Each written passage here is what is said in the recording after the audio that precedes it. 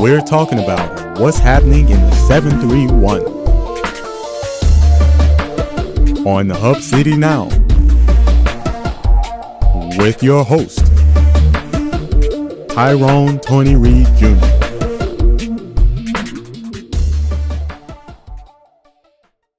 Hello and welcome to Hub City Now. I'm your host, Tyrone Tony Reed Jr. And on today's show, we're going to do something very special. I had the pleasure of hearing Reverend Al Sharpton speak at the Tennessee Baptist Missionary and Educational Convention on October 20th, which was a celebration of a legacy service held in honor of Dr. Marvin Mercer. The speech, I say speech, but it was really an empowering sermon that Reverend Al Sharpton gave about doing what God has called you to do. And we want to take the time on Hub City Now and play you Reverend Sharpton's speech because it was so powerful and so moving and so important about as it concerns what's going on in our world today. He talked about the past, about the activists and people who marched so that we have a right to vote, people who were killed trying to give us our civil rights, making sure that we were all unified and working together. He also mentioned doing what God called you to do without expecting any thanks or applause from man, because we're supposed to be doing it anyway, no matter who cheers us on or who comes against us. So we wanted to take the time, I personally wanted to take the time and share this inspiring, empowering sermon with you. So we're going to send it to that. We're going to take you to that moment at the Oman Arena on October 20th, where Reverend Al Sharpton Jr. spoke. Tonight I present to you, to Jackson, Tennessee, and America, the Reverend Mr. Al Sharpton. Let us receive it.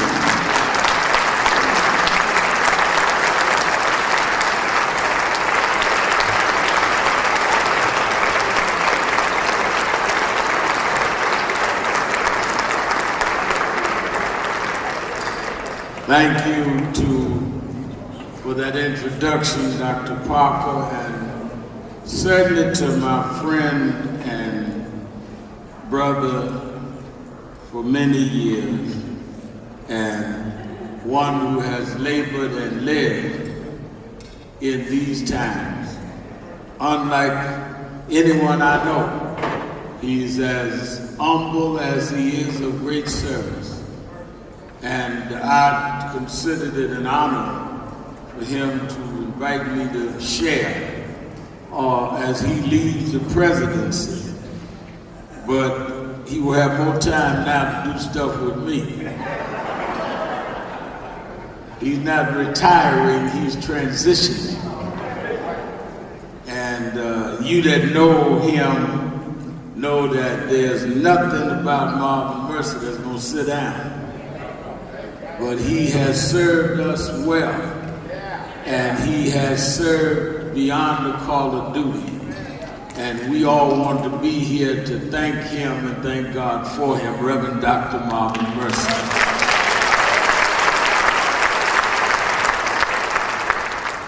To all the ministers of the gospel and to others that are here, I would raise your attention. You can read it when you get home. When I was thinking of Dr. Mercer, my mind went to the 11th chapter of Hebrew, where it talked about those that had fought and believed, and they believed in a country they would never see. The reason I thought about that is that I came once to be with Dr. Mercer and spent the day earlier, as I do when I'm anywhere near Memphis. I go by and see the Civil Rights Museum and visit the site where Martin Luther King was killed. And as I was riding through Memphis and coming through and just looked at the balcony quickly because I knew it was a long ride here and traffic. I thought about this scripture because I spent last night watching the presidential debate. And as I watched Mrs. Clinton and Donald Trump debate and thought about how in just 3 weeks, one of them will be elected. Some of us have not thought about the fact that even before I deal with who is going to win, which I'm not going to predict or tell you who to vote for, because we are good Baptists, we're not going to violate the law and endorse nobody at the convention. I'm not going to get the church in trouble. All I'm going to say is, may the best woman win.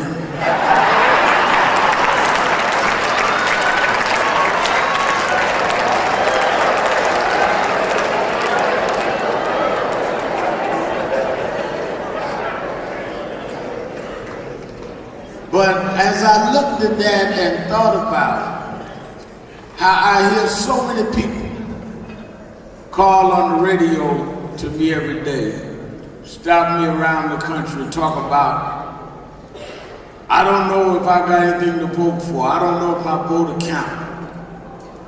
And then I see where Trump is saying the election is rigged, and then pointing to cities that blacks are in the majority. He goes in front of white audience and say, y'all know what I'm talking about. If you contrast that with going back and looking at that balcony of the Lorraine Motel, and think about how just 47 years ago when Dr. King laid and died, and they gave their lives to give us the right to vote. And we have now the nerve to have somebody have to come and beg us to use something that others died to give us.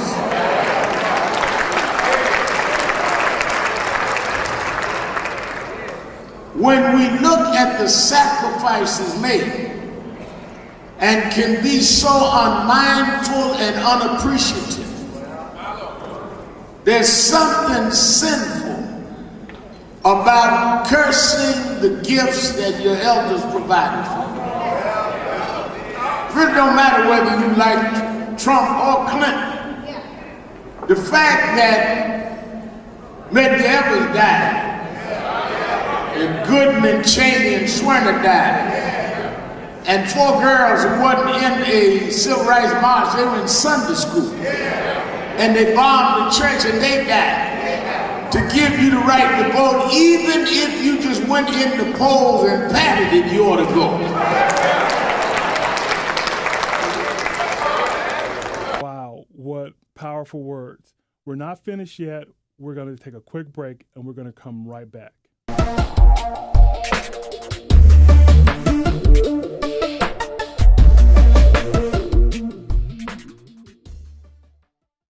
This is a man. People don't know what to expect, but we've never let the critics' perception shadow our vision of men's fashions. We live and breathe what we do. We understand the trends, the fit, your tailoring needs. For over 20 years, we have raised the bar. We are Styles, the future of fashion. A man's style evokes something bigger than just the clothes he wears. It's a statement that this man is in control. It's your introduction before the handshake. Our quest is to bring men's fashion back to its roots. 1141 Van Drive in the Collins. Let us reintroduce you to the suits and accessories of brands you trust, complemented by knowledgeable staff and fine tailoring. Everything a man needs. We are Styles Menswear, the future of fashion. Call 668-6900. you depend on your tires. Let R&R Tire Express keep you on the road and safe with a complete set of new tires from the brands you trust, starting as low as $16 per week with our pay-as-you-go program. Choose easy payment options, weekly, bi-weekly, or monthly, and at R&R, complete installation with lifetime rotating balance, flat repair, and 12 months 24-hour roadside assistance is absolutely free. Only at R&R Tire Express.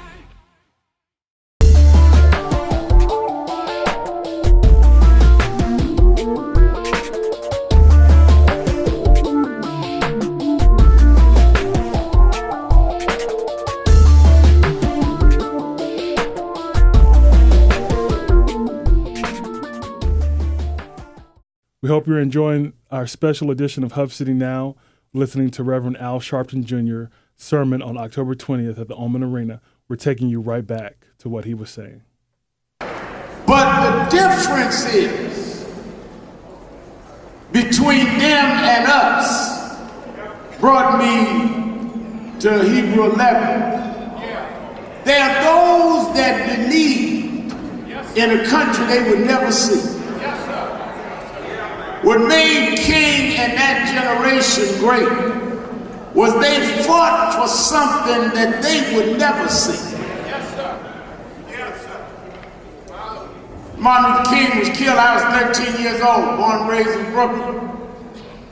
I remember that night that he died. My mother raised me a single mother. We were watching a show on television at the time called Ironside. Some of y'all older know Raymond Burr used to star in that in the wheelchair. And it came across the bottom of the screen. Martin Luther King had been shot and killed in Memphis. And my mother was born and raised in Dothan, Alabama. Started crying like a member of our family had died. And I had met Dr. King. I was a boy preacher. I had become a member of his New York chapter even at that young age. Under Reverend William Jones and Jesse Jackson. I was their youth director. But I couldn't understand why my mother was crying like that. Finally I said, you know, I know we met Dr. King a couple of times, Mom, but why are you so upset? She said, well, you would have had to grow up where I did and have to ride the back of a bus to understand who Dr. King was. You would have had to be thirsty and have to wait to drink out the colored fountain because you couldn't drink out the clean white fountain. You would have had to ride for miles and be tired and there'd be no motel that would rent you a room. You would be hungry and wanted just a hamburger. And you couldn't stop and eat in a restaurant with others to understand who Dr. King was. Many things you take for granted, son, are there because Dr. King and others fought to give it to you. I kind of halfway understood it, Dr. Mercer, until I got older. And I was in 1994, I was in the square in South Africa when they lowered the apartheid flag and announced Nelson Mandela had won to be president of South Africa. And I saw South Africans lined up for miles waiting to vote. One woman I talked to was 92 years old.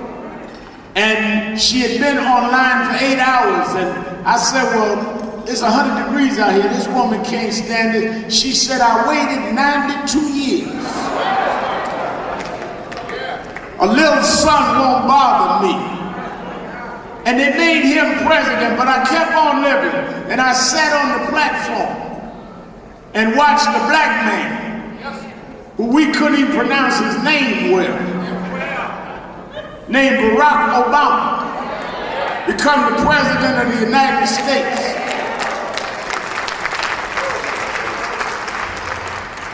And I remember that day, Mercer, that President Obama had us sitting on the fourth row, Dr. King's son, head of NAACP, and myself. And he said there was a man, a senator, about 3 rows behind me, when Mrs. Obama brought out the 2 Bibles to swear him in. And the man said to me, the senator said, Reverend Al, I said, yeah. He says, awesome day, isn't it? I said, yes, it is. He said, isn't it something to see the Bible of Abraham Lincoln and the Bible of Martin Luther King swearing in a black man for president? I said, yeah, this is an awesome moment, but let me tell you this. Don't get confused. I said, both them Bibles have the same amount of books, same amount of chapters, same amount of verses, say the same thing, it was the same translation, but they're two different Bibles. He said, what do you mean? I said, well, Lincoln's Bible was on the mantelpiece in the White House. Heads of states and captains of industry, heads of military looked at Lincoln's Bible. But Dr. King's Bible didn't come that way. Dr. King's Bible came through the backwoods of Georgia, and the bayous of Mississippi, and the backwoods of Louisiana. If you open up Dr. King's Bible, inside the cover is a cell number. When he went to jail in Birmingham, they checked his Bible in his property. And they had to go through the system to get to his cell. If he wanted to read his Bible, he had to read it as property. But little did the correction officers know when they were checking in King's Bible that one day that Bible would be on the steps of the U.S. Capitol swearing in the President of the United States. Those that believed in a country that they never lived in. Moses led the children of Israel, brought them out of bondage, brought them across the Red Sea, and they rebelled against him. And he was angry at their rebellion. He never saw the promised land. He led them to. And here we are, with all we have. And some of us don't even want to preach lest we have our anniversary service.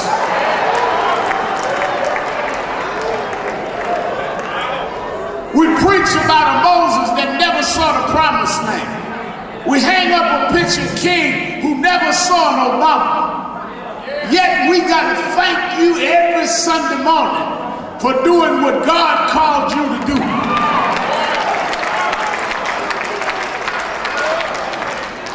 Somebody got to coach you. Then you not serving a calling. You're serving for your own aggrandizement. Somebody got to thank you for what God told you to do. Then you're serving them and not serving God. Those that serve and know they may never see what they're serving toward are the ones that God called. Those that God called work because they have to work. Preach because they have to preach. Tell the truth because they got to tell it. Stand up because they can't keep the seat. If God has blessed you and anointed you in your time, you'll speak truth even if it gets folk upset. Because I'm not preaching for what I can see. I'm preaching because God promised. If I'm faithful over a few things, he'll make me ruler over many things.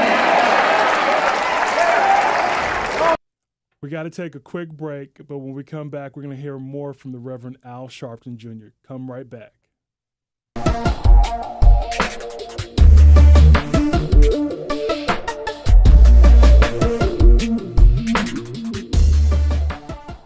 Depend on your tires. Let R&R Tire Express keep you on the road and safe with a complete set of new tires from the brands you trust, starting as low as $16 per week with our pay-as-you-go program. Choose easy payment options, weekly, bi-weekly, or monthly, and at R&R, complete installation with lifetime rotating balance, flat repair, and 12 months 24-hour roadside assistance is absolutely free.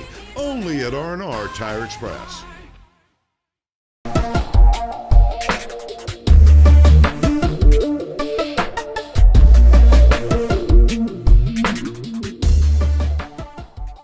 All right, welcome back.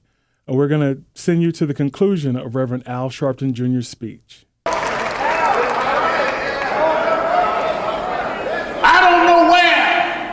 the country's going.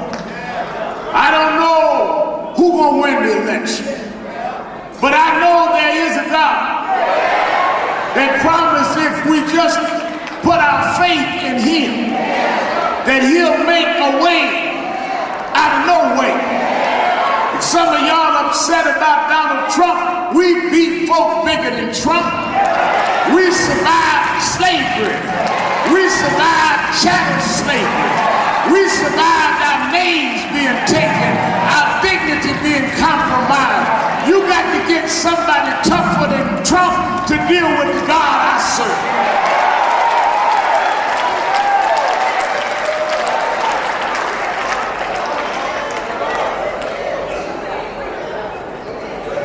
There is a God that still sits high and He still looks low. And yes, I fight as hard as I can in civil rights, but the reason I can keep fighting is every morning I wake up and look and see the sun in the sky. And I know I didn't have to get Congress to vote for sunrise. And every evening I see the moon. And I know the city council didn't hang the moon up there. I know there is a God that's in charge of all things. And I don't know which way it's going, but I know that God will make a way for His children. I don't know because I read about it. I know it for myself. He walks with me. He talks with me. He tells me that I'm His own. He been food when I was hungry. He been watered when I was thirsty.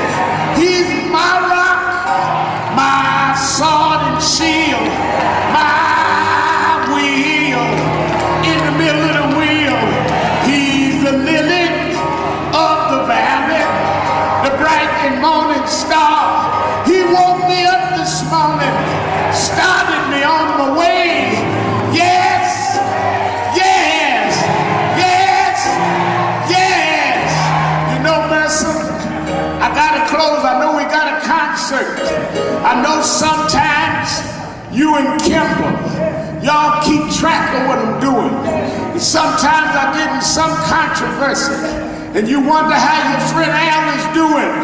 I come down to Jackson to tell you, don't worry about Sharpton. Though the road seems long and hard, I want you to know that God will make a way. Though it seems sometimes that we're not gonna make it through, He never lost a battle, and I know He never will. God will, God will, God will make a way for His children. Yes, yes, though the storms keep on raging in my life, and sometimes it's hard to tell the night from the day. I keep my eyes on the place He has prepared for you and me. So even if the wind keeps blowing, even if the storms keep raging in my life, don't worry about Sharpton. My soul is anchored in the Lord. My soul is anchored in the Lord. Yes, yes, yes, yes, yes.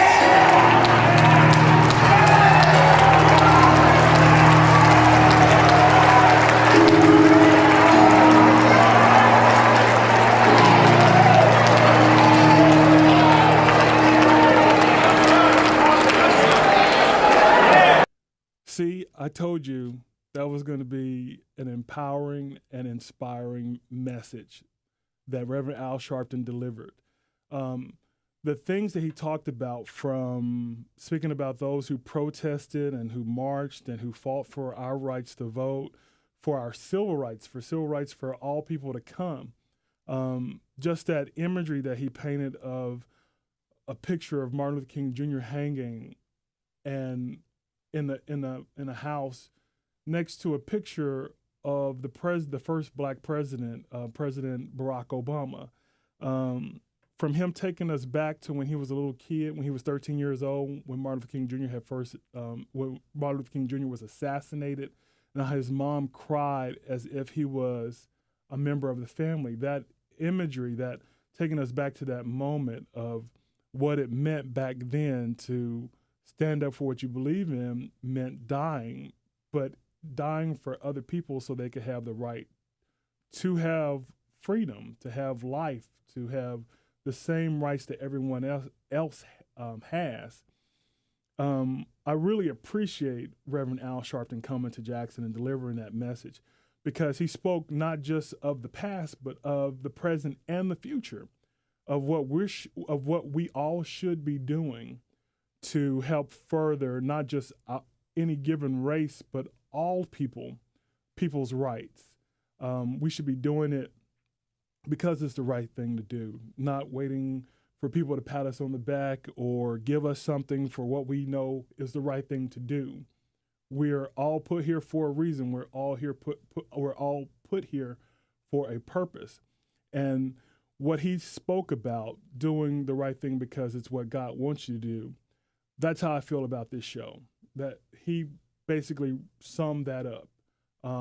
This is why I do the show. This is why I have the guests that I have on this show, because these are people and organizations who are not just helping one community, but helping all people and giving people a chance to help others. And that's what we want Hub City to be known for, helping other people, not for a pat on the back, not for applause or accolades, but because it's the right thing to do, because we know what our purpose is, and that's to love one another and to help each other and help one another grow and succeed in life.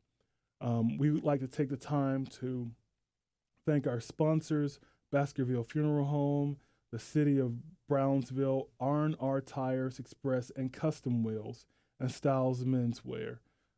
This has been Hub City Now. I've been your host, Tyrone Tony Reed Jr., and I just encourage everyone that's watching this to share this video to everyone who may have forgotten what it meant to protest and to fight for your rights, because those who forget about the past are doomed to repeat it, and we don't want to repeat it.